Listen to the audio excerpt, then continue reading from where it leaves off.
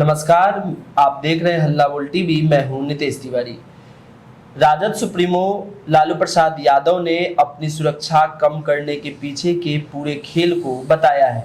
बताएंगे हल्ला बोल टीवी के editor in chief Deepak Sharma. देखिए, लालू प्रसाद यादव अब तक इस पर बोलने से बच रहे थे, लेकिन अब आज उन्होंने इस पर अपनी प्रतिक्रिया दी है। जो उनकी सुरक्षा घटाई गई जी, उसके बाद उन्होंने जो सुरक्षा वापस की और जिस तरह से राबड़ी आवास छीना गया, उस पर लालू प्रसाद यादव ने क्या कुछ कहा है, हम आपको सुनाते हैं। खाली करने के लिए आप लोगों ने खाली कर दिया, कुछ कहेंगे? आखिर सरकार इस तरह से आपको जेट स्टडी की सुरक्षा भी दे दी फिर से। क्या बैकफुट पर है सरकार? बैकफुट पर है। क्या लगता है उन्होंने गलती कर दिया आप लोगों के साथ? मौत किया है। तो देखिए, लालू प्रसाद यादव क्या कह रहे हैं। लालू प्रसाद यादव कह रहे हैं कि ये इन लोगों ने बहुत गलत किया जी। लालू प्रसाद यादव कह रहे हैं कि जिस तरह से सुरक्षा घटाई गई, उसके पीछे की मंशा पर लालू प्रसाद यादव सवाल उठा रहे हैं। हालांकि लालू प्रसाद यादव की सेहत अच्छी नहीं है, तबियत स्वास्थ्य उनका अच्छा नहीं है, जिसकी वजह से उन्हें बोलने में भी तकलीफ हो रही है और वो दिख भी रहा है जी। लेकिन अब सरकार बैकफुट पर आई है और सरकार ने अभी तक, हालांकि इसको लेकर पत्र जारी नहीं हुआ है, नोटिफिकेशन जारी नहीं हुआ है, लेकिन जो हमारे सूत्रों के हवाले से हमें जो खबर मिली है जी, उसके मुताबिक सरकार ने लालू प्रसाद यादव और राबड़ी देवी को फिर से जेड कैटेगरी की सुरक्षा देने का फैसला कर लिया है। बिहार की सम्राट चौधरी सरकार ने रिव्यू किया, समीक्षा की और यह फैसला लिया कि लालू प्रसाद यादव और राबड़ी देवी को फिर से जेड कैटेगरी की सुरक्षा दी जाएगी। अब यह बताता है कि सरकार भी इसे लेकर बैकफुट पर आई है। नहीं, चिंतित होती तो घटाती ही नहीं जी। सरकार बैकफुट पर आई है और बैकफुट पर आने की वजह का ही ये दिख रहा है कि अगर आपको 2 महीने 1 महीने भी नहीं हुए हैं जी, 1 महीने में ऐसी क्या स्थिति हुई कि आपको फिर से सुरक्षा बढ़ानी पड़ेगी जी। अगर सुरक्षा बढ़ानी ही थी, जेड कैटेगरी की देनी थी, तो कम क्यों किए थे? मतलब आपको ये लगा कि पूरे बिहार में विरोध के स्वर उठ रहे हैं, आपको यह लगा कि सेंटिमेंट का फायदा मिल रहा है लालू परिवार को जी।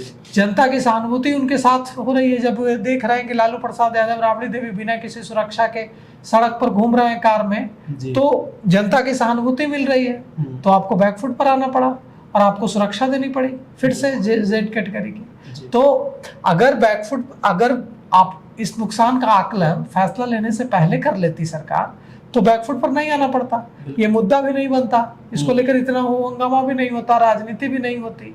कार्यकर्ता लाठी लेकर राबड़ी आवास के बाहर पहरा दे रहे हैं, नारेबाजी हो रही है, पूरे बिहार में एक मुद्दा बन रहा है।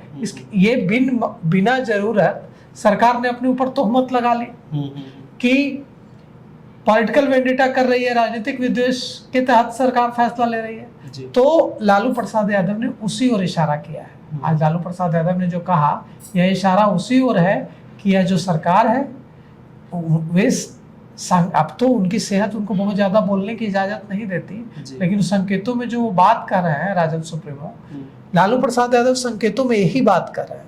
वे कह रहे हैं कि उनके साथ बहुत गलत हुआ है।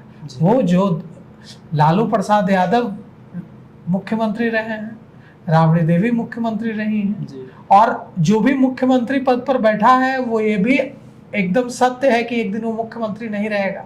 कोई परमानेंट तो है नहीं कि आप 60 साल के बाद रिटायर करेंगे जी। सही बात।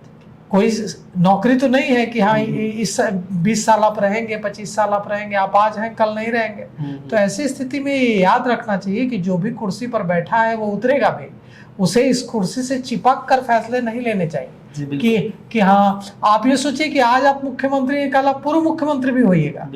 तो उसको ध्यान में रखते हुए लोकतांत्रिक तरीके से सरकार को व्यवहार करना चाहिए, नहीं तो सरकार को घाटा होगा और इतनी कम सीटों पर सिमट चुके राष्ट्रीय जनता दल को इससे फायदा होगा। सर, जैसे कि कुछ देर पहले हमने वीडियो भी देखा था जो एक वायरल हो रही थी, आरजेडी के जो कार्यकर्ता है वो फूट कर रो कर बयां कर रहा है अपना दर्द कि हमारे जो है भगवान, मेरी राबड़ी माता का जो है आवाज छीन लिया गया, और वो वीडियो वायरल भी हुआ, बद्दुआ भी दे रहा है वो सरकार नहीं। सवाल राजद कार्यकर्ता क्या कर रहे हैं ये सवाल ही नहीं है। राजद कार्यकर्ता तो हमेशा रहेंगे ही उनके साथ, और वो फूट कर रो रहा है, जो उसके गले में हरा गमछा भी है जी। तो वो तो लालू का भक्त है, राबड़ी का भक्त है, तो वो तो भक्त तो बोलेंगे ही, राजद कार्यकर्ता तो बोलेंगे, लेकिन सरकार तब हिलती है जब आम लोगों के मन में सहानुभूति पैदा होने लगती है। जब आम लोगों के मन में सहानुभूति कब पैदा होती है? जब लगता है कि सरकार देखो सता रही है। जी। इस मामले में ये लगने लगा ना, आम लोगों के बीच मैसेज आने लगा कि सरकार देखो, दोनों बुजुर्ग व्यक्ति हैं, लालू प्रसाद यादव और राबड़ी देवी, उनको सता रही है सरकार। वो लालू प्रसाद यादव कार के आगे की सीट पर बैठकर बिना किसी सुरक्षा के, बिना एक सिपाही तक के घूम रहे हैं सड़क पर।